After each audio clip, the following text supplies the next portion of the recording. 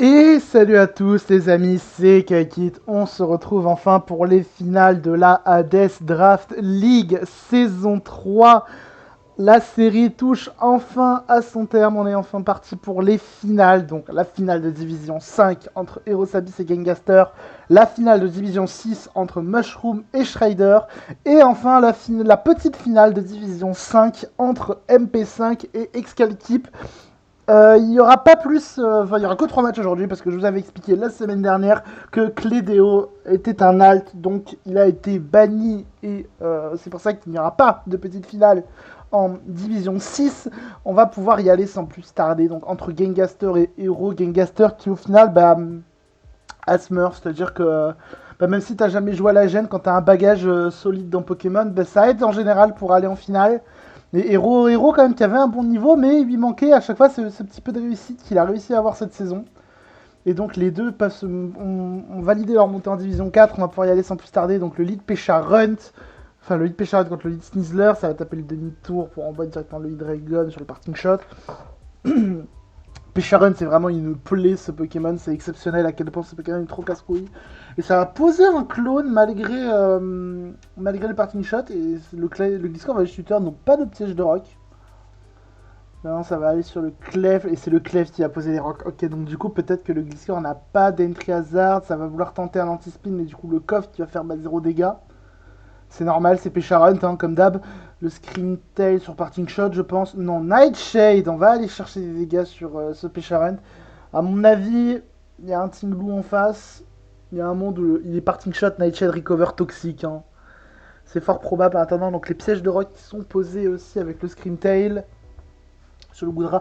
Goodra, ça peut avoir Body Press ou pas, je sais plus. En attendant, c'est la Dragon Tail, donc au moins ça a pris du chip gratos sur le Tingloo.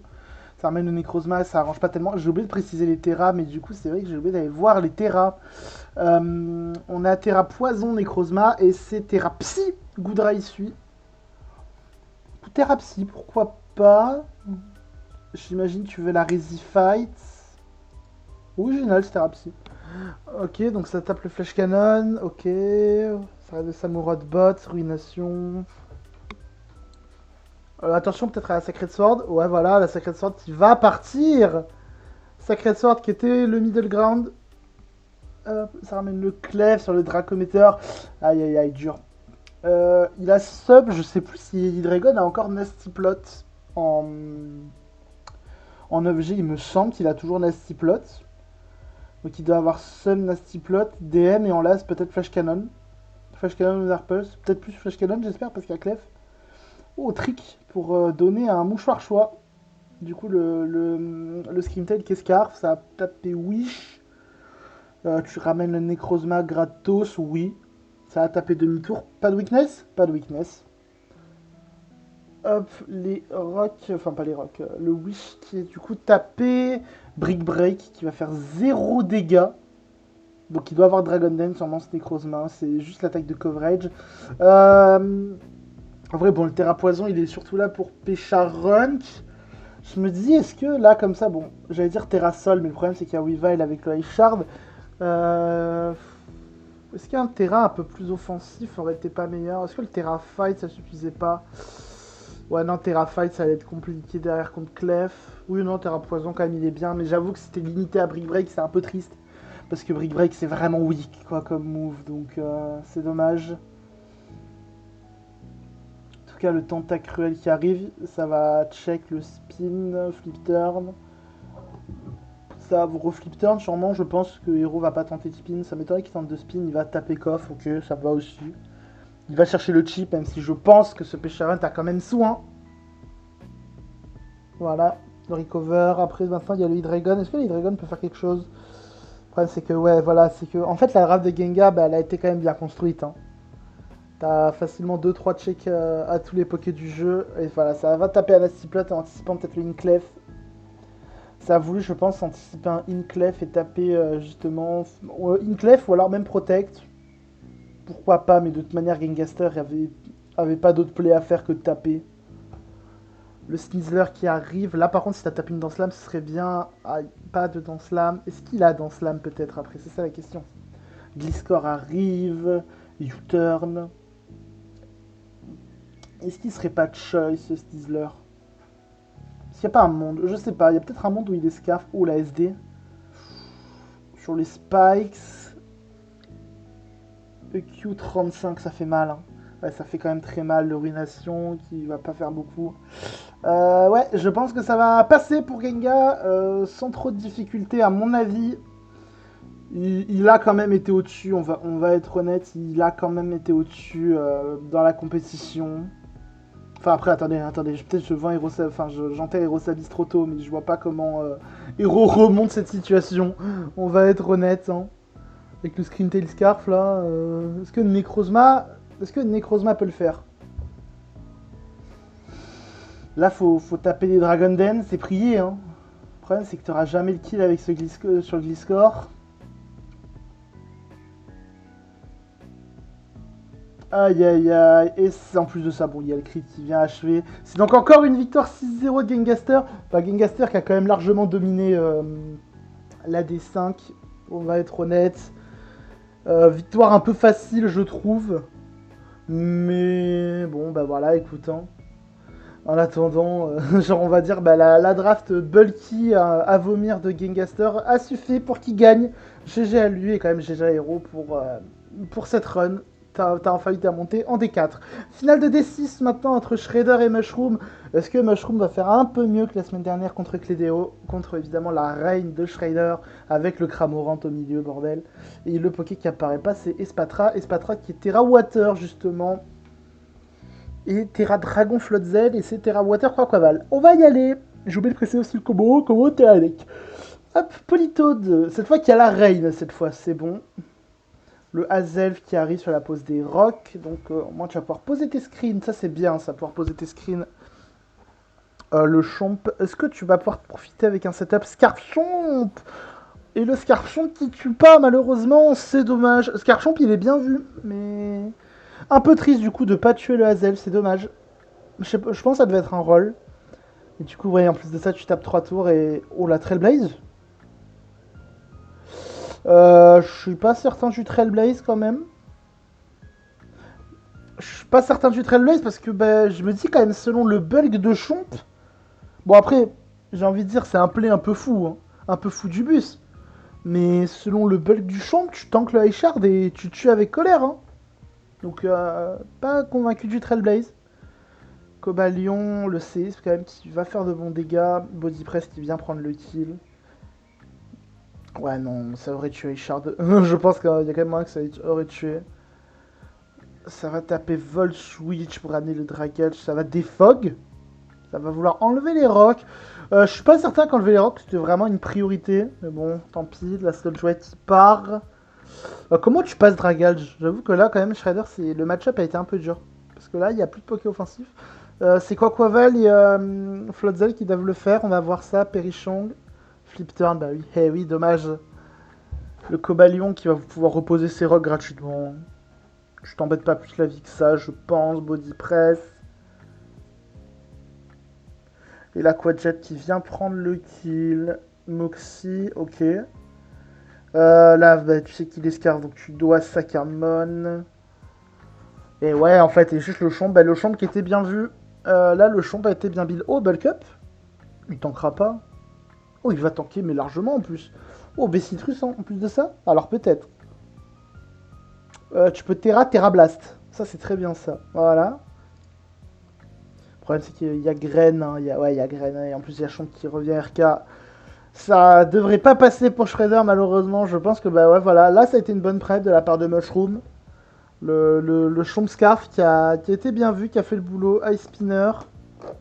Après je pense quand même que l'avance a été faite pour Mushroom. Et le Wave Crash a anticipé le Terra. Ça perd le 50-50 du Terra. En vrai je pense quand même que c'est dommage de la part de Shredder. Je pense que il avait aucune raison de Terra. Parce que je pense que même ton Terra Blast, il le tank. Enfin, en vrai, j'ai pas les calques en tête. Ouais, quand même. J'ai pas les calques en tête, mais je pense qu'il y avait quand même moyen qu'il tankait le Terra Blast, le Como. Et il a plus besoin, enfin, je pense qu'il a plus besoin de garder sa Resi Water que de prendre une neutralité dragon. Parce que, ouais, Wave Crash sous Rain, Ça tape hein, quand même, hein. Ça tape fort. Alors que Terra Blast, ça tape aussi très fort, même super efficace. Mais je pense qu'il le tank, donc c'est pour ça que c'est dommage d'avoir voulu anticiper. Mais en tout cas, c'est une victoire de Mushroom, mieux prep que la dernière fois. En même temps, voilà, après ça, c'est des match-up Rain. En fait, c'est pour ça que jouer Rain et Sun, enfin, jouer Rain, Sun et compagnie en 9G, c'est compliqué parce que bah, justement, en fait, les oppos peuvent s'y préparer beaucoup plus facilement. Et Rain, notamment, ça se fait assez facilement out offense. Là, on a pu le voir. Le Chomp Scarf qui était bien placé, ça suffisait clairement à faire du taf. Hein. Donc en tout cas, c'est donc une victoire de Mushroom qui remporte la D6. Qui est le champion de la D6. Aïe aïe aïe. Et on va pouvoir passer enfin à la dernière game entre Excalcip et MP5. Et là, c'est un match enfin qui a de l'importance. Parce que tout simplement, le gagnant donc va monter en division 4 et le perdant sera en division 5. La seule petite finale qui a vraiment un enjeu. On va pouvoir y aller tout de suite avec du côté d'MP5 le Iron Hands qui est Terra Dark et le Iron Leaves qui est Terra Électrique. Et du côté d'Excalcip le Comfy qui est Terra Feu et le Blastoise qui est Terra Grasse. On va y aller sans trop se poser de questions. Lead Grade contre Lead Iron Hands. Iron Hands a un hit assez gratuit je pense. Ici, Drain Punch, c'est dommage. C'est dommage de taper Drain Punch maintenant. C'est un peu triste même, parce que même en plus de ça, genre, il allait pas stay in. Mais en vrai, Goldengo, c'était vraiment le meilleur in, je pense, à Iron Hands. En tout cas, voilà, Dazing In qui fait 0 dégâts, et derrière le Earthquake qui fait, qui oblitère, en plus avec le crit. Ça a forcé que cette équipe à se soigner, du coup MP5 ramène Chomp. Peut-être tenter de poser des Entry Hazard Fire Blast qui va rater, ça a anticipé un Skarmory. Et oui, ça a anticipé le Skarmory, mais malheureusement c'est Blastoise qui vient. Hop, le Swalot qui arrive, qui prend 0 dégâts, qui va pouvoir taper son petit coffre pour enlever le mouchoir soie. Mouchoir soie Skarmory, et là ça doit faire tic normalement, enfin... Ça doit ticker du côté d'MP5. Franchement, tu vois le mouchoir choix sur Skarmory, tu sens qu'il y a eu une tentative de cuisine. Le problème, c'est que la cuisine entière a brûlé sur cette tentative, malheureusement. C'est-à-dire, c'est un Skarmory offensif, un Skarmory offensif Scarf. Et c'est original, mais voilà, ça va vraiment faire pas de dégâts parce que Skarmory, ça tape pas. Hop, là, Letty Wave qui est parti vraiment juste pour emmerder. Ça, c'est même pas des. Ça vraiment, cette cage éclair, c'est vraiment juste une T-Wave pour emmerder le monde. Hein. Par contre, tu vois, genre, je savais que Swalot avait un move pool hyper lâche, je savais pas par contre qu'il avait cage éclair. Comme quoi, on en apprend tous les jours dans le move pool de Swalot. Donc voilà, je savais pas du tout que ça avait cage éclair, Swalot en attendant. Je sais que c'est un move pool hyper large, mais pas à ce point. En tout cas, le CS qui fait 38%, c'est le Blastoise qui était F1 évidemment. Le Laser Glace qui va faire 43%, mais qui va geler. Mais c'est quoi ce Blastoise nul? Après, je sais que le Chomp est quand même bulky, mais quand même. En attendant, le Ice Beam encore qui enchaîne. Skarmory qui arrive. En même temps, Skarmory, ça reste quand même un switch-in, mais maintenant, tu sais que le Skarmory est beaucoup moins dangereux. Le Iron Head qui est quand même un peu low en vie. Ça a posé la Dance Lab sur le Drill Run. La Shuka Berry qui est proc 13%. Donc sans la Shuka, tu fais 26%. Et le Drain Punch qui va prendre le KO. Ensuite, c'est le Comfy qui vient. Draining Kiss qui fait quand même 31%. Ça fait mal. Le Sisme qui est tanké. Et derrière Draining Kiss, ça tue toujours pas. Et le Drain Punch. Alors, j'en ai déjà discuté. Je sais que ce Comfy est juste full HP, que c'était un rôle, mais quand même, vous êtes des malades. Enfin là, si vous avez tapé Drain Punch, vous êtes potentiellement un malade mental. Mais bon, j'avais déjà discuté avec MP5 de ce play. Et le Greninja qui va venir claim le kill. Laser Glass va venir prendre le kill normalement. Il n'y a pas de souci. Agimaril qui arrive sur le Blastoise qui est low maintenant. Donc forcément, ça a commencé à être compliqué pour le Blastoise qui ne peut plus tanker grand chose. Surf, into Ice Beam. Ça va prendre le kill sur le Chomp. Le Chomp qui est toujours freeze. Hop, le Iron Leaves qui arrive. Et là, ok, et là le Core Drive. Et là, c'est dur. Donc c'est soit Excalcip à Roar, soit la game est terminée. Et Excalcip n'a pas Roar, donc la game va être terminée, je pense, à moins que Gouging Fire soit très très bulky physique. Non, visiblement non, parce que bah, t'envoies Graine à la mort. Ouais, t'envoies tout époqué à la mort. Est-ce qu'il fallait pas quand même tenter avec Gouging Fire potentiellement? C'est dommage ça. Parce que voilà, Psyblade ça tape pas si fort que ça. Et lui, il crash qui est tanké à 1 PV. Aïe aïe aïe, c'est dommage de la part d'Excalibur de pas avoir tenté potentiellement. Genre, je sais pas, je me dis ouais, Gouging into Gren si t'as la Water Shuriken. C'est dommage peut-être de pas avoir tenté. Puis bah voilà, après MP5 qui du coup a fait sa game. Un petit peu de réussite du côté d'MP5, mais bon voilà, forcément c'est Pokémon, ça arrive. Et on arrive déjà à la fin de cette saison du coup, donc MP5 va rejoindre du coup Gengaster et Hero en Division 4, GG à lui. Et on est donc à la fin de la série. Après du coup les finales, donc après la HDL saison 3, ce sera le Ghost Tour. Le Ghost Tour où normalement je serai en compagnie de Max de Strat pour faire le Ghost Tour. On verra. Normalement, je vais voir. J'aimerais bien faire des petites vidéos quand même dessus, donc on verra comment ça se passera. Et après, du coup, le Ghost Tour, ce sera la HDL saison 4. N'hésitez pas à me faire des propositions sur ce que je pourrais faire dans la HDL saison 4 pour changer un peu le format. Parce que je pense quand même qu'on a fait un peu le tour. Donc, je pense qu'on a fait un peu le tour du format actuel. Donc, n'hésitez pas à me faire des propositions. Qu'est-ce qui pourrait être intéressant? En attendant, voilà, j'espère que la vidéo vous aura plu. J'espère que la saison vous aura plu. C'était Kakid. On se retrouvera bientôt pour la vidéo récap de ma HDL que j'ai toujours pas sortie. Ciao tout le monde.